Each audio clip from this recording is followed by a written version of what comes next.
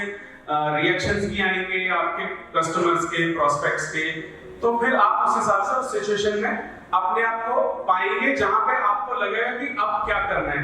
और आपके दिल में जो सबसे बड़ा डर होगा वो डर होगा आपका ये, आप लोगों ने बहुत बार सुना होगा, क्या है ये? सबसे बड़ा रोग क्या करेंगे लोग। क्योंकि एक्चुअली बच्चा पैदा होता है और मृत्यु शैया तक जाता है, पूरी जर्नी में ना ये चीज बहुत दुखी करती है। आगे से ज्यादा चीजें ना आपको हेजिटेशन में मार देती हैं, ठीक है। तो जब भी हम कुछ भी लर्निंग करते हैं, लर्निंग करने के बाद हम उसको इंप्लीमेंट करते हैं, तो फिर हमें ये सोचने पे मजबूर हो जाते हैं कि उसको कैसे करें कि वही रिजल्ट आए जो दूसरे को आए, बेस्ट से बेस्ट कैसे कर सकते हैं। तो अगर मैं आमतौर पे आप लोगों की राय पूछना चाहूँ कि अगर नकल करनी हो या फिर उसी सिचुएशन में अकल लगानी हो, तो आपके हिसाब से अकल के हक में कितने लोग हैं? अकल के हक में कोई भी नहीं? ओके, ठीक है। मैं यहाँ पे कोई भी डिसीजन नहीं दूंगा, ठीक है। ये हम सब समझने की कोशिश करेंगे कि आखिर इनमें से दोनों में से बेटर कौन सा है। नकल के हक में कितने हैं? नकल के हक में भी लोग हैं, ठीक है। सो नकल करनी चाहिए कि अकल लगानी चाहिए, ये हमें समझना है, राइट। क्योंकि इसमें से कुछ भी गलत और कुछ भी सही नहीं हो सकता। क्योंकि मेरी पर्सनल एक थॉट है जो मैंने कहीं से सुनी थी कि दुनिया में कुछ भी अच्छा या कुछ भी बुरा नहीं होता। अगर दुनिया में अच्छा और बुरा दोनों होते तो मेरा अच्छा सबका अच्छा होता और मेरा बुरा सबका बुरा होता। तो अगर मेरा अच्छा आपका बुरा है, आपका बुरा मेरा अच्छा है, तो यानी वो दोनों सेम नहीं है। ये क्या है? ये स्टेट ऑफ माइंड है। तो स्टेट ऑफ माइंड है ये चीजें, खैर वो तो फिलॉसफी की बातें हो गई। अब हम बात आते हैं एग्जीक्यूशन पे। मतलब लोग मन में ये बोल रहे होंगे, मैंने एक्चुअल बताओ करना क्या है, ठीक है। तो नकल और अकल की जब हम बात करते हैं, थोड़ी देर पहले यहाँ पे एक एक्टिविटी हुई थी जिसे चाइनीज विस्पर कहा जाता है, जहां पे हम दूसरे इंसान से सीख रहे थे और फिर उसके बाद दूसरे को सिखा रहे थे। तो यानी हम नकल नाम की इस स्किल का इस्तेमाल कर रहे थे। और आपने देखा कि जब वो उस स्किल का प्रॉपर इस्तेमाल नहीं हुआ तो शुरुआत से एंड तक वो क्या बन गया?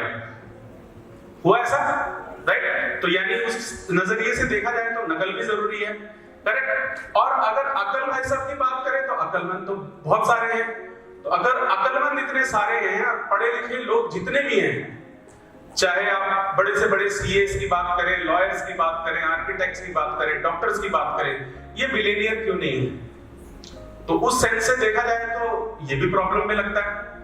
तो इसी दुविधा को खत्म करने के लिए आज मैं इस क्या कहते हैं उसे, फाइंडिंग को लेके आया हूं, जो कि एक बुक पे आधारित है। और उस बुक को हमारे सक्सेस गाइड में बहुत क्लियरली मेंशन्ड है। मैक्सिमम लोगों ने शायद इसको उतना सीरियसली नहीं सुना होगा, लेकिन हमें उसे सीरियसली लेना चाहिए। वो आपको शायद इस प्रेजेंटेशन के एंड तक मैं समझा सकूं, ठीक है। अब हम सहायता लेंगे नकल के गुरु श्री बंदर जी की। बंदर को सब जानते हैं, बेचारे को इज्जत कोई नहीं देता।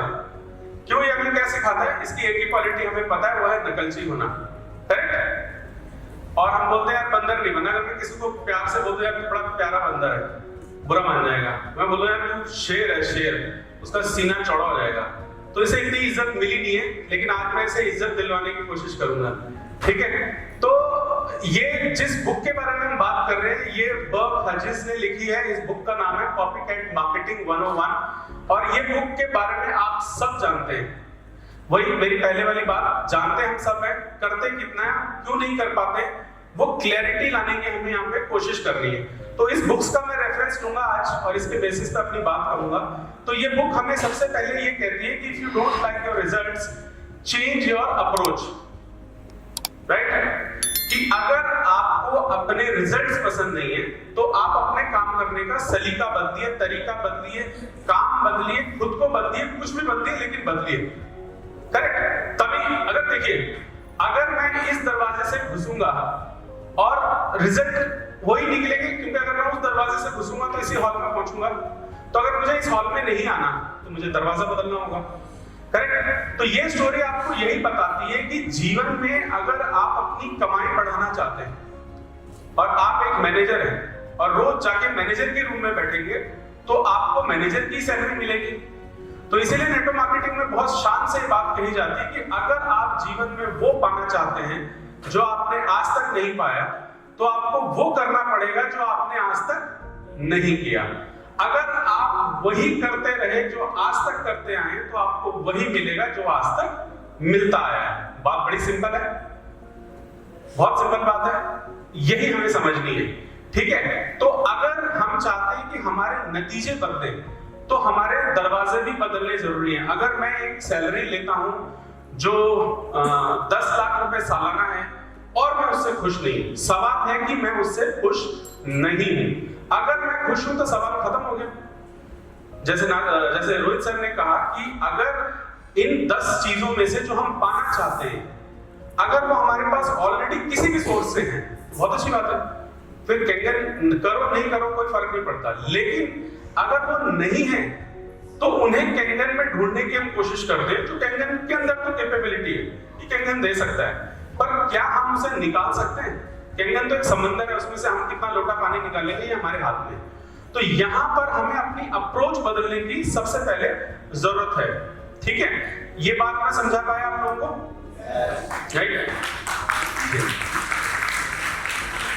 अब अगली बात आती है कि मैंने पीछे बंदर का जिक्र किया था। जब भी मैंने नकल की बात की, इस हॉल में भी मैंने सवाल पूछा कि भाई नकल के साथ कितने जाना चाहेंगे, तो काफी कम परसेंटेज था। बट आप लोगों को जान करके हैरानी होगी कि आप नकलचियों की दुनिया में रहते हैं। आप सिर्फ रहते नहीं हैं, आप खुद नकलची हैं। इस पूरे हॉल में बड़े ही सम्मानित लोग हैं, इस पूरे हॉल में बहुत सम्मानित लोग हैं जो पढ़े लिखे हैं, सबके पास डिग्री हैं।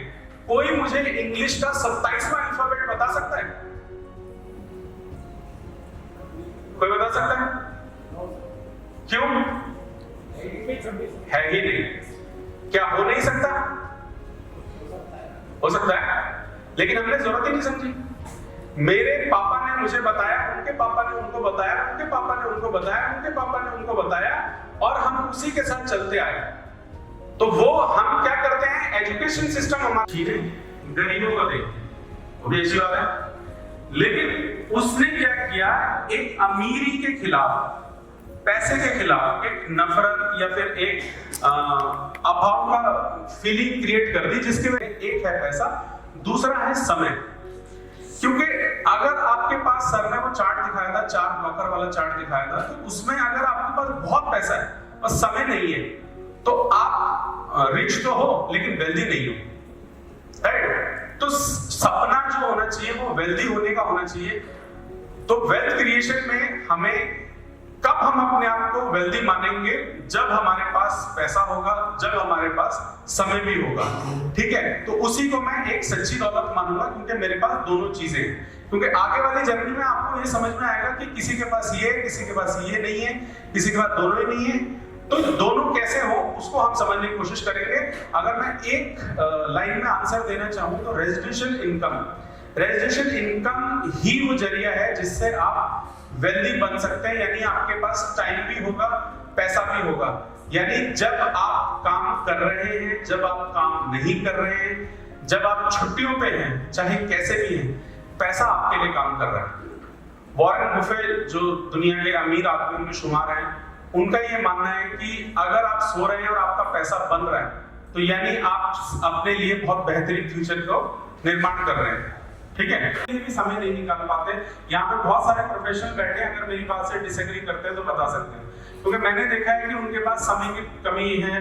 डॉक्टर्स हैं बेचारे, ढंग से सो नहीं सकते, रात को इमरजेंसी में कॉल आ सकता है, कई सारे उनके काम होते हैं। तो यानी वो क्या हो गए हैं, वो टाइम फॉर मनी ट्रैप में आ गए हैं। उन्होंने अपना समय तो बेच दिया है बड़ा पैसा कमाने के लिए, लेकिन वो उनकी लाइफ का एक प्रॉब्लम बन गया है। तो यानी जब तक वो काम कर रहे हैं वो तब तक ठीक है, लेकिन जब वो काम नहीं कर रहे हैं तो अपने लिए बहुत बड़ी दिक्कत उनकी लाइफ में यहाँ पर आती है।